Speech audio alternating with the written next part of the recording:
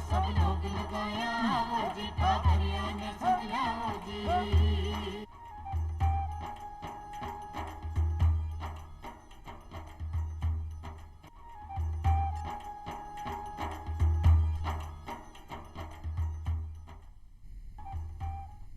चौपाल देखने वाला सबला दर्शका ने राम राम सा।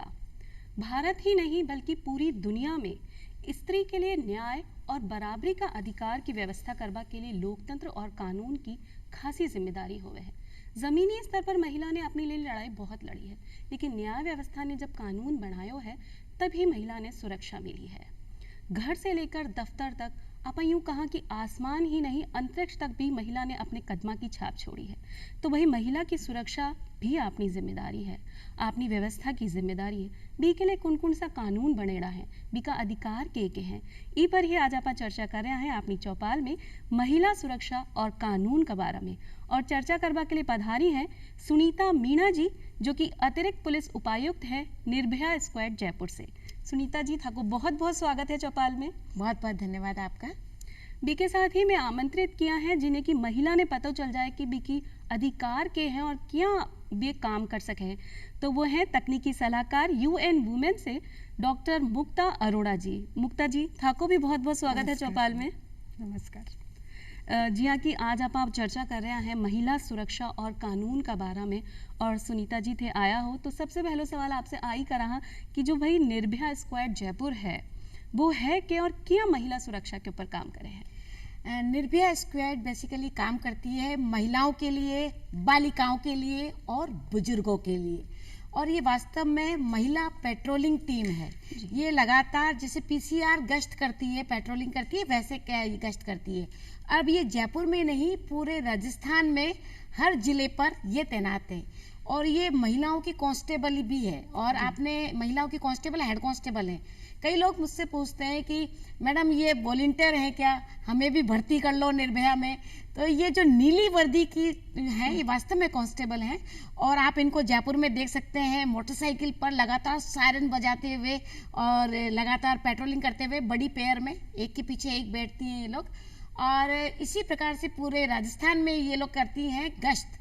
तो मैं आपको बताना चाहूँगी कि सुबह 7 बजे से लेके रात को 9 बजे तक लगातार ये पेट्रोलिंग करती हैं। सुबह सुबह सबसे पहले ये चली जाती है पार्क में और वहाँ पर ये नज़र रखती हैं सभी ऐसे असामाजिक तत्व कि किसी भी महिला के साथ में, क्योंकि वॉक करने जाती है महिला, तो उसके साथ किसी प्रकार की छेड़खानी ना हो, अभद्र व्यवहार ना हो, चैन स्नैचिंग ना हो। तो ये लोग नीली वर्दी में भी गश्त कर रही हैं और सादा वर्दी में भी, यानी जैसे आप अभी यहाँ बैठी हैं उस रूप में भी हमारी निर्भया स्क्वाड लगातार चारों तरफ नजर रखती है। उसके बाद ये पहुंच जाती है स्कूलों के बाहर, कॉलेज के बाहर, ताकि मेरी कोई भी बच्ची ड्रॉप आउट ना हो। और वहाँ पर ये चलाती है ऑपरेशन रोमियो। जितने भी असामाजिक तत्व हैं जो बच्चियों का पीछा करते हैं, तो उनके लिए ये लोग नज़र रखती हैं। और आसपास की जितनी भी दुकानें हैं वगैरह वहाँ पर जाकर ध्यान रखती हैं कि अगर ऐसे असामाजिक तत्व मंचले कहीं हैं तो उनकी ये धरपकड़ करती है और उठाकर सलाखों के पीछे डालती है। उसके बाद में चली जाती है मॉल, हॉस्पिटल्स के बाहर, बस स्टॉप के बाहर, यानी ये बसों में भी सफ़र करती हैं सादा वर्दी में। इनके बॉडी वॉर्न कैमरे लगे हुए हैं इनके इस पर, और ये लगातार चौकन्नी निगाहों से, चील किसी चीती नज़र से सब पर निगाहें रखती हैं कि कोई भी लड़के ने किसी को टच किया या अभद्र व्यवहार किया, टिप्पणी किया, वहीं उनको पकड़ के अंदर करती हैं। और शाम को पहुंच जाती है कोचिंग सेंटर्स पे। और चूँकि अब मेट्रो कल्चर है तो रात को रेस्टोरेंट, डिस्को बार, पब, इनके बाहर भी हम लोग चक्कर लगाते हैं। यानी लगातार निर्भया स्क्वाड पेट्रोलिंग करती है, सादा वर्दी में भी और वर्दी में भी, और महिलाओं के लिए और खास तौर पे बालिकाओं की सुरक्षा के लिए काम करती है। तो इसके लिए अगर आप जब भी चाहें कि हम किस तरीके से महिलाएं अगर चाहें कि किस तरीके से निर्भया स्क्वाड से जुड़ सकें या बात कर सकें या अपनी समस्याओं को समाधान कर सकें, मैं आपको बताना चाहूँगी कि इसके लिए हमारे हेल्पलाइन नंबर आपको जरूर पता होना चाहिए जी। अगर आप निर्भया स्क्वाड से या पुलिस से मदद चाहते हैं, 100 नंबर आप सभी को पता है, 100 नंबर पे आप कॉल करके मदद ले सकते हैं। और अब एक नया नंबर, इमरजेंसी नंबर लागू हुआ है पूरे भारतवर्ष में, और वो नंबर है 112। और इसको याद कराने के लिए हम जगह जगह नुक्कड़ नाटक करते हैं, जिसमें हम लोग बताते हैं कि एक राजस्थानी महिला को एक पुरुष पीट रहा है और चिल्ला रही है, अरे बारे मार दिया रे, अरे बारे मार दिया रे। तो वहाँ आप जैसी एक सुंदर कन्या खड़ी है, वो बोलती है, अरे बारे मत चिल्लाइए। अरे बारे मत चिल्लाइए, 112 पे डायल करिए। तो 112 अब आपको याद हो गया होगा, आप लोग उसको नहीं भूल सकते। इसी प्रकार से हमारी जो महिला गरिमा हेल्पलाइन है, ये आपको जरूर पता होना चाहिए। ये नंबर है 1090 1090। 100 के ही टुकड़े किए हैं, 100 में से 10 नंबर कम किया तो आता है 90, तो 10 + 90 है। तो इस तरह से 1090 हमारी हेल्पलाइन नंबर है। और इन सभी हेल्पलाइन नंबर पर आप कॉल करेंगे तो इसका सबसे बड़ा फायदा ये कि महिला की बात को महिला ऑफिसर ही सुनेगी। नंबर 2 कि महिला जब तक आपकी समस्या का समाधान नहीं हो जाता, मेरी प्यारी बच्ची, जब तक आपकी समस्या का समाधान नहीं हो जाता, वो लगातार आपसे कॉल करती रहेगी, बात करती रहेगी, और जब आप संतुष्ट हो जाएंगी तभी वो आपका पीछा छोड़ेंगी। इसके अतिरिक्त सबसे इंपॉर्टेंट चीज ये कि आपकी पहचान गोपनीय रखी जाएगी। हम किसी को नहीं बताएंगे कि हमें कॉल किसने किया था। और सबसे बढ़िया बात ये कि आपको पुलिस स्टेशन पर जाने की जरूरत नहीं है। आपको घर बैठे पुलिस की सारी मदद मिलेगी, या जहां भी आप कहें, किसी पार्क में, किसी भी जगह पर। हमारे लिए इंडिविजुअल आपकी समस्या हमारी समस्या है। अगर आप चाहते हैं कि आपके माँ बाप को भी नहीं पता चले तो हम उन्हें भी नहीं बताएंगे, क्योंकि हमें ये जरूरत है कि आपकी समस्या का समाधान होना चाहिए। तो आपकी समस्या का जड़ से समाधान होगा, ये हमारी आप लोगों को पूरा वादा है। आप बस जरूरत है 1090 पर कॉल करने की। साथ ही हमारी व्हाट्सएप हेल्पलाइन नंबर भी है 8764868200, जो आपको स्क्रीन पर दिखाई दे रही होगी। इसके अलावा एक और नंबर है हमारा 7300363636। इन पर आप कॉल कर सकती हैं। इन पर आप कोई भी फोटो, कहीं कोई क्राइम हो रहा है तो फोटो खींचकर या वीडियो बनाकर भेज सकती हैं। यानी कि अगर आपको लगता है कि किसी के साथ भी गलत हो रहा है, तो हम सबको एक सभ्य नागरिक होने की नज़र से हमको चाहिए कि हम लोग उसका वीडियो बना के या फोटो भेजें, और आपकी पहचान अगेन गोपनीय रखी जाएगी। और उस महिला को और या जिस भी बच्चे के साथ में गलत हो रहा है तो हम उसको मदद दे सकते हैं, सहायता दे सकते हैं। तो निर्भया स्क्वाड के द्वारा ये बहुत बेहतरीन काम किया जा रहा है। मैं आप सभी को कहना चाहूँगी, ये बहुत बड़ी सच्चाई है मेरे देश की, कि मेरे देश के 100% लड़कों में, यानी पुरुषों में 99% पुरुष बहुत अच्छे हैं, बहुत अच्छे। मात्र 1% ऐसा असामाजिक तत्व हैं जिन्होंने खामखा पुरुष जाति को बदनाम कर रखा है। तो ऐसे 1% असामाजिक तत्वों को सलाखों के पीछे ले जाना ही निर्भया का ध्येय है, और इसमें हमें आपकी मदद की जरूरत है। और अपनी जनता भी अब सजग है, जागरूक है। जैसे कि आपने बताया हो कि एक 100 नंबर है, 112 नंबर है और 1090 नंबर है, जी पे आप कॉल कर सका और महिला अपनी सुरक्षा के लिए गुहार भी लगा सके। और जब तक आपने मतलब बिल्कुल आराम नहीं आ जाए, परेशानी मुक्त नहीं हो जाओ, तब तक जो भी पुलिस है आपके साथ ही रहनी है। और जी हाँ, कि अगर आप आज सुबह घर से बाहर निकले हैं, या स्कूल जा रहे हैं, या पिक्चर देखवा जा रहे हैं, शॉपिंग करवा जा रहे हैं, तो सब जगह आपनी जो निर्भया स्क्वाड है आपके साथ में है। बस आपने सचेत रहबा की ज़रूरत है। नंबर आपके पास है। कई बार सुनीता जी ऐसो भी होवे कि महिला खुद डर जावे है, लड़की खुद डर जावे है, तो खुद नहीं बोल पावे, कंप्लेन नहीं कर पावे। तो जो व्हाट्सएप नंबर है, ये कोई भी आम जनता या अभी के साथ में कोई भी रह रहे हो है, या आसपास कोई भी लोग देख रहे हैं, वो बैठे कॉल कर कर बता सकें। जी कि अभी सुनीता जी ने बताया, वीडियो भी अगर आप सेंड कर दिया तो तुरंत प्रभाव से भी महिला ने सहायता मिल सके है। बहुत ही चौको काम हो रहा है। मुक्ता जी, तहाँ से पूछना चाहूँ कि जब घर से बाहर महिला निकल रही है तो एक निर्भया स्क्वाड अच्छे से काम कर रही है। जब घरेलू हिंसा की बात आती है तो शुरुआत आवे है एक महिला के गर्भ में अगर एक बेटी है, कन्या भ्रूण हत्या की जो परेशानी है, जो शुरुआती दौर में ही शुरू हो जावे, बी के लिए कई तकनीकी सलाह है कि एक महिला का के अधिकार है कि वो इन हत्या ने रोक सके हैं। देखिए, कन्या भ्रूण हत्या एक बहुत बड़ा अपराध है। और जब शुरू में इस बात को रियलाइज़ किया गया, जब हमारे 2001 के जनसंख्या के आंकड़े आए, तब ये देखा कि हमारे देश में कई राज्य ऐसे हैं जहाँ पर कि कन्याओं की संख्या बहुत कम होती जा रही है। तो वो एक चिंताजनक विषय है। तो ऐसी स्थिति में शुरू में जब ये कानून बना था तो ये केवल गर्भ धारण के पश्चात गर्भ की जांच, भ्रूण जांच के लिए बना था। लेकिन अब जो है उसमें जो संशोधन हुआ है उसके पश्चात वो PCPNDT है, मतलब प्री कंसेप्शन। कई तकनीकी ऐसी भी आ गई कि कंसेप्ट जब गर्भ धारण करने से पूर्व ही लोग इस बात का जांच करवाने लगे कि वो गर्भ में जो भ्रूण होगा वो मेल होगा या फीमेल होगा। तो ऐसी स्थिति में ये कानून बहुत ज़्यादा सख्त है। और यदि कोई डॉक्टर या कोई माता पिता इसमें कोई किसी प्रकार का कोई भ्रूण की जांच करवाने की चेष्टा करते हैं तो वो एक दंडनीय अपराध है, डॉक्टर के लिए भी और माता पिता के लिए भी या परिवारजन के लिए भी। और ये इसलिए भी ज़रूरी है कि हमारा जो सामान्य प्राकृतिक जनसंख्या का जो डेमोग्राफिक प्रोफाइल है वो अब गड़बड़ाने लगा है। कई राज्य ऐसे हैं जहाँ पर कि इतनी ज़्यादा कम लड़कियाँ हो गई हैं कि उनको लड़कों के लिए शादी करने के लिए लड़कियाँ नहीं मिल रही हैं। हमारे प्रदेश में भी कई ज़िले ऐसे हैं जहाँ पर कि ऐसा हुआ है, परंतु जैसे जैसे जागरूकता बढ़ी है और कानून का सख्ती से पालन किया गया है तो अब जो आंकड़े आ रहे हैं उनमें काफ़ी अच्छे आंकड़े आ रहे हैं, सुधार आ रहा है। तो ये कानून है जिसके कि सबको जानकारी होनी चाहिए और कानून के अतिरिक्त हमें ये भी जागरूकता होनी चाहिए कि बेटा और बेटी दोनों समान है। प्रकृति ने लड़का और लड़की को एक सा बनाया है और प्रकृति को चलाने के लिए, परिवार को चलाने के लिए हमें दोनों की आवश्यकता है। यदि हमें बहू चाहिए तो बहू बेटियां ही तो हैं, किसी की बेटियां हैं तभी तो वो बहू बन के हमारे घर में आएंगी। तो ये कानून है। इसके अतिरिक्त आपने पूछा कि जो घरेलू हिंसा है, घरेलू हिंसा एक बहुत अच्छा कानून है जो कि देखा जाए तो राजस्थान से ही निकला है और घरेलू हिंसा के अंतर्गत जो हमारे अन्य कानून हैं जो कि आईपीसी के अंदर कवर नहीं हो रहे थे उनको भी इसमें लाने की चेष्टा की गई है कि महिला को किस प्रकार से घर के अंदर सुरक्षा प्रदान की जाए।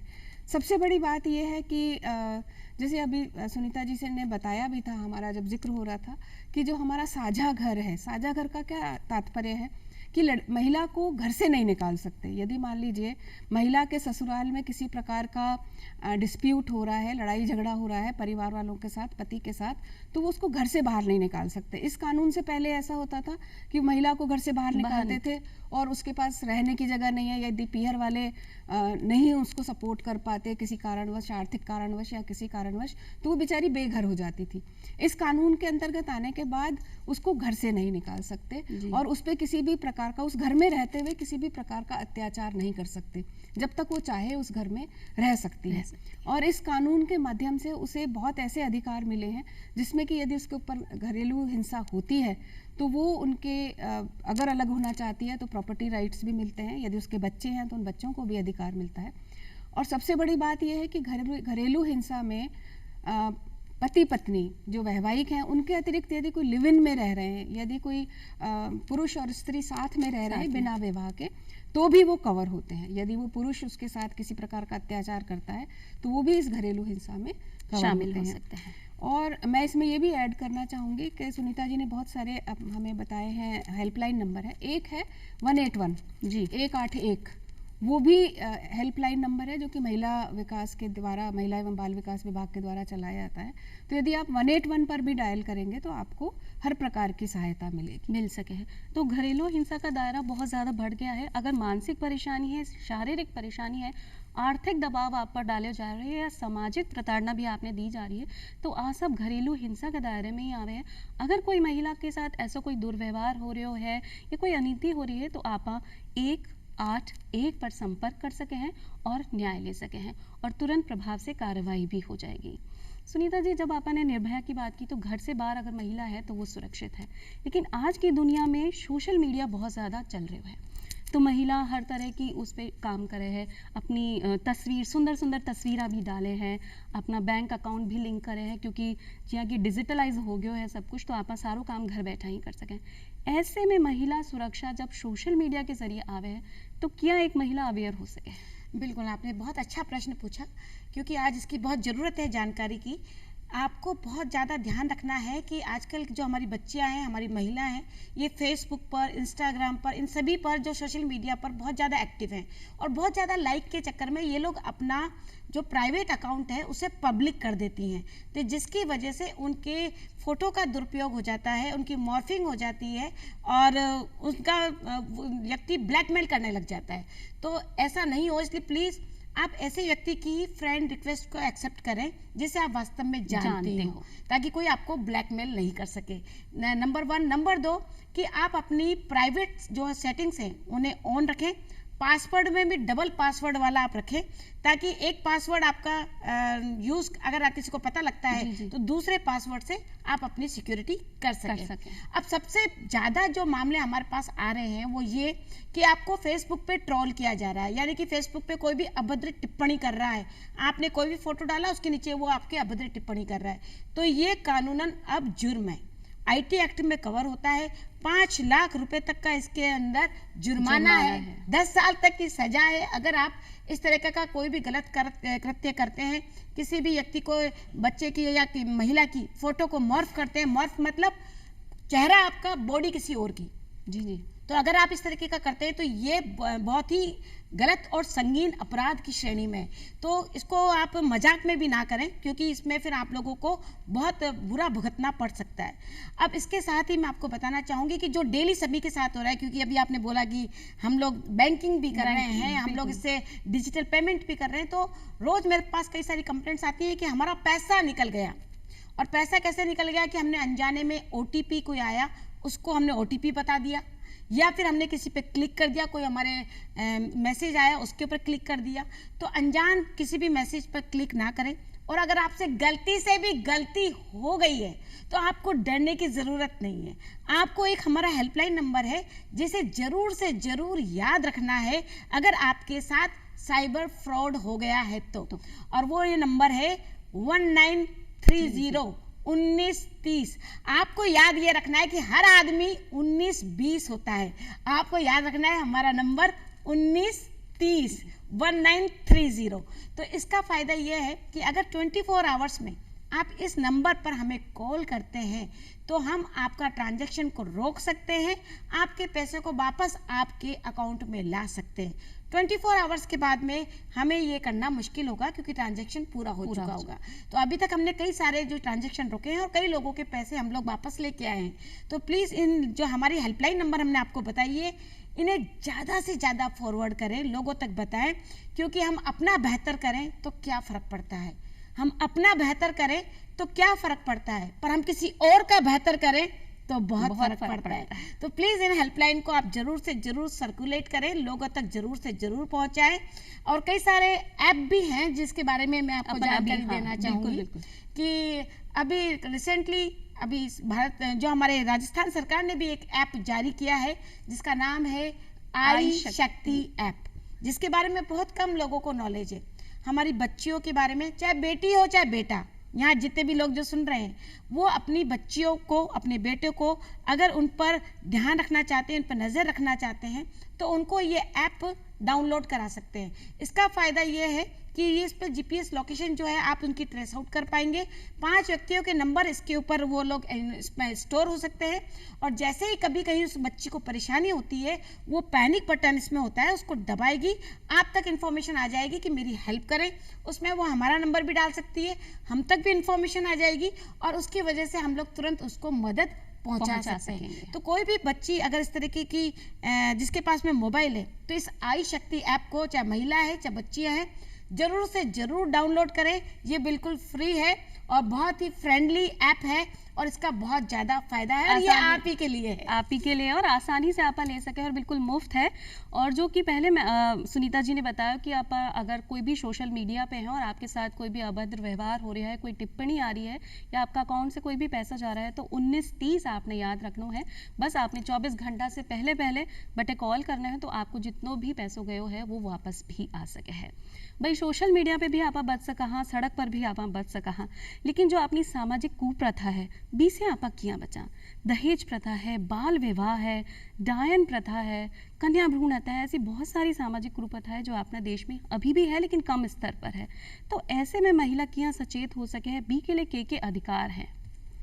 देखिए, कानून तो बहुत सारे बने हुए हैं और कानून से भी महिलाएं सुरक्षा प्राप्त कर रही हैं, लेकिन जो कुरीतियां हैं जिनकी आपने बात की, जैसे कन्या भ्रूण हत्या है, कन्या भ्रूण हत्या के खिलाफ कानून बन गया है, लेकिन जब तक हमारे मन में जागृति नहीं आएगी, हम मन से नहीं चाहेंगे कि हमें बच्ची का प्रोटेक्शन करना है, सुरक्षा करनी है, मुझे लड़की चाहिए, अगर मेरे गर्भ में लड़की है तो मुझे लड़की चाहिए, तब तक हम इन कुरीतियों से बच नहीं सकते।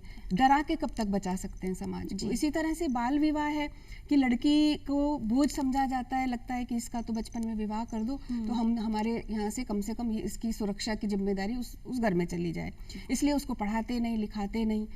लड़की जब जन्म लेती है, देखिए जब हमारे समाज में लड़की जन्म लेती है, लड़का जन्म लेता है तो क्या करते हैं, छत पे जाके थाली बजाते हैं। लड़की जन्म लेती है तो क्या करते हैं, माथा बजाते हैं। तो जब तक यहाँ से नहीं निकलेगा ना कि उसके लिए भी थाली बजेगी, लड़की भी हमारे लिए स्वागत का, हमारे घर में बच्चा आया है, ईश्वर ने दोनों को समान भेजा है, ईश्वर ने दोनों को मानव के रूप में भेजा है, तो दोनों हमारे लिए समान है। फिर जैसे जैसे वो बड़ी होती है तो जब खाने की बात आती है, अरे मेरा लड़का है, इसको ज़्यादा घी चाहिए, ज़्यादा दूध चाहिए, लड़की को नीचे, क्यों, शरीर तो दोनों का बराबर है, दोनों का बराबर से बढ़ेगा, तो दोनों को पोषण बराबर चाहिए। फिर शिक्षा की बात आती है तो अगर कोई सीमाएं हैं, आर्थिक सीमाएं हैं या किसी प्रकार की सीमाएं हैं, तो लड़के को तो स्कूल भेजना जरूरी है, लड़की को नहीं भेजना, ये क्या करेगी पढ़ के, इसको तो पराये घर जाना है। अब वो इधर रहती है तब तक तो पराया धन है, उधर जाती है तो ये तो परजाई है। ये तो सीधी मानसिकता में बदलाव, मानसिकता में बदलाव हमारे लिए बहुत जरूरी है। देखिए सरकार ने कानून बनाए हैं, सुनीता जी सुरक्षा के लिए इतना काम कर रही हैं, लेकिन जब तक समाज और समुदाय साथ नहीं चलेगा, हमारा परिवार, हम परिवार से जब तक शुरुआत नहीं करेंगे तब तक हम बदलाव नहीं ला सकते। मैं सुनीता जी से आग्रह करूंगी कि ये बहुत अच्छा काम कर रही हैं सेल्फ डिफेंस का, उसके बारे में भी जागृति दें कि दोनों शारीरिक रूप से भी मुकाबला कर सकती हैं। आपने दूसरा सवाल आ ही रखा है सुनीता जी कि भाई अगर कोई एक महिला सेल्फ डिफेंस सीखना चाहे है या आत्म सुरक्षा खुद कर सके है या अभी की इतनी हिम्मत है तो कठे संपर्क करे और क्या सीख सके। बिल्कुल, हम लोग सेल्फ डिफेंस भी सिखाते हैं और वो भी बिल्कुल मुफ्त, बिल्कुल फ्री।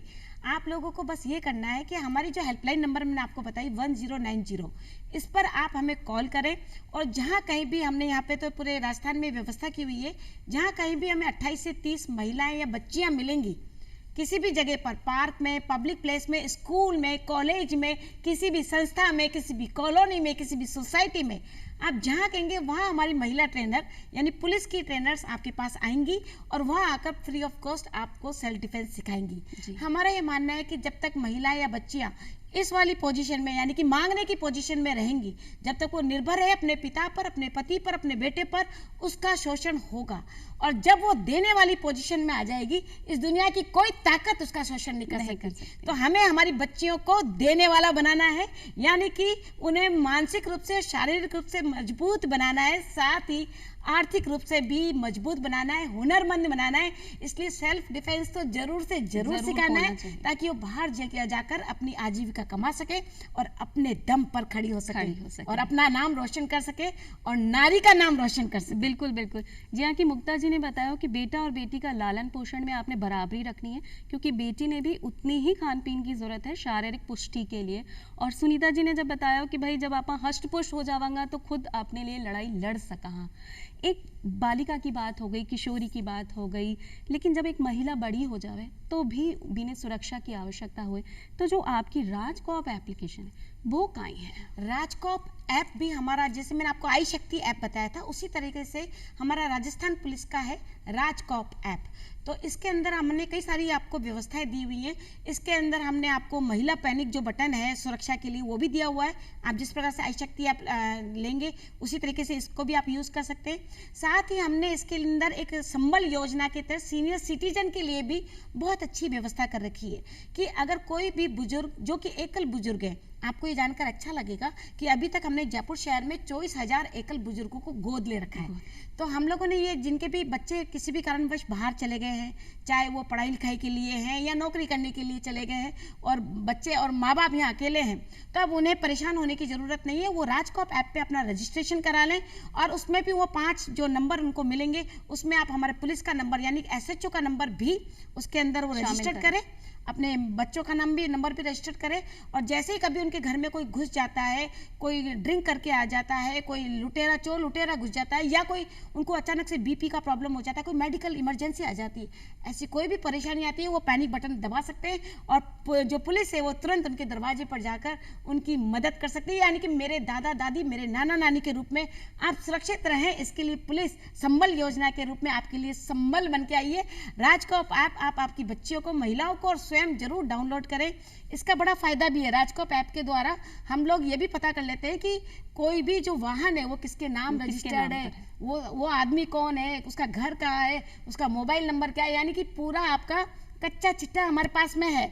तो कितनी बार ये जो आप लोग लाल बत्ती क्रॉस करके भाग लेते हैं, तो ये सब चीजें करने की आवश्यकता नहीं है, क्योंकि वो हमारे पास में सारी चीजें आ जाती है। तो अगर कभी कोई व्यक्ति आपको पीछा कर रहा है या आपको टक्कर देके भाग जाता है, चैन स्नैचिंग करके भाग जाता है, तो उसकी गाड़ी का नंबर जरूर नोट करें। गाड़ी का नंबर नोट करते ही हम लोग आपके पास, हम उस व्यक्ति तक आराम से पहुंच सकते हैं। तो ये जरूर ध्यान रखें कि अगर आसपास भी आपने अचानक कोई घटना घटित होती देखें, तो आप अपने जो इस चीज़ को जरूर याद करें, रिकॉल करें, जो मैं आपको बता रही हूँ कि गाड़ी का नंबर जरूर से जरूर नोट करें। तो भाई सजग रहबा की जरूरत सबने ही है। जी कि अपन हर बार बात करा महिला सुरक्षा और कानून की, तो महिला जागरूक होनी चाहिए, महिला आत्म सुरक्षित होनी चाहिए, जागृत होनी चाहिए। लेकिन आप बात नहीं करा, जी आपने बीच में एक बात बोली कि 99% जो पुरुष हैं वो बहुत सही हैं, सिर्फ 1% जो पुरुष हैं वो आपने परेशान करे हैं। तो क्यों आप जब जागरूकता की बात आए तो सिर्फ महिला ही क्यों जागरूक हो, बी के साथ साथ पुरुषा ने भी जागरूक होबा की जरूरत है, पूरा परिवार ने जागरूक होबा की जरूरत है।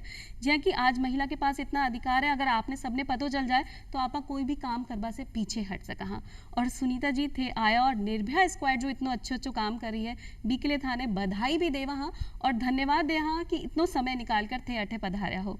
और मुक्ता जी जो तकनीकी बातें आपने बताई हैं कि क्या अपना अधिकार है, बी के लिए थाने बहुत बहुत धन्यवाद देवा हाँ। और आज 3 महिला एक कार्यक्रम कर रही है महिला सुरक्षा के ऊपर, तो सभी महिला से निवेदन है खुद जागरूक हो जाइए, आत्मविश्वासी हो जाइए, और जितनी सारी हेल्पलाइन नंबर है बिको कभी ना कभी आपका जीवन में जरूरत पड़ सके तो इस्तेमाल जरूर करिए, पीछे मत हटिए। आज के लिए बस इतना ही, फिर मिलांगा एक नई जानकारी के साथ, तब तक के लिए राम राम साहब।